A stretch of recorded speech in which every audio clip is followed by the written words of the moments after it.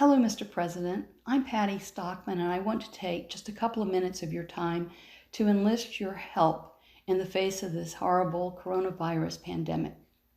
First, let me thank you for your terrific leadership in leading the nation through this. Who knows how many lives have already been saved as a result of your actions. My husband is former Congressman Steve Stockman, and I know that more than one person, including Sidney Powell, have raised his case to your attention. Steve went to Washington to Congress twice, once in the mid-90s, defeating a 42-year incumbent Democrat, and again in 2013 when he came to Washington with Mark Meadows. Both times Steve went to Washington, he came there to do what you came to do, upset the apple cart. In fact, Steve aggressively opposed and worked against the destructive agenda of the Obama administration, and he exposed corruption after corruption very publicly. Consequently, he became the target of this very unjust Department of Justice, something that you've witnessed yourself.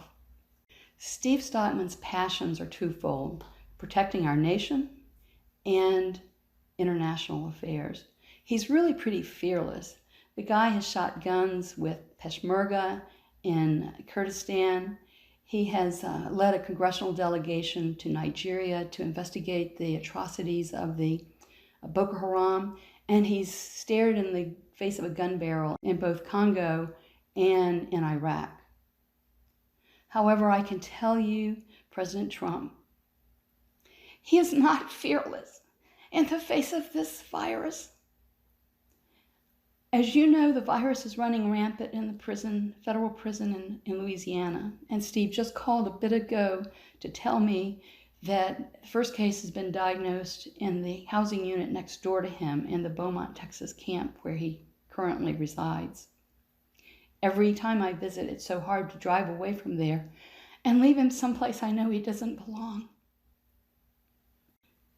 Steve is a 63-year-old type 2 diabetic. He has scarred lungs from asthma, and he has high blood pressure and is overweight.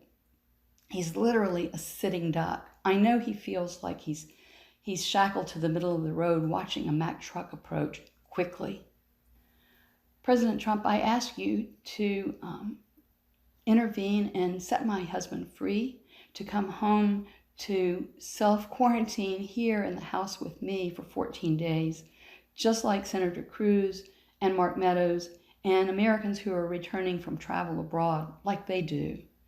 To isolate him in solitary confinement in this prison that is so unsafe is not a smart thing to do. Mr. President, I ask you please to intervene so that this unjust sentence that Steve is serving does not become a death penalty, and a death penalty in short order. He's a sitting duck.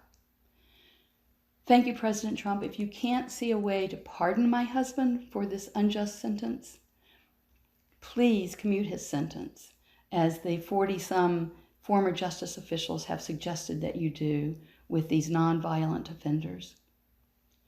Thank you, sir. I appreciate it so greatly.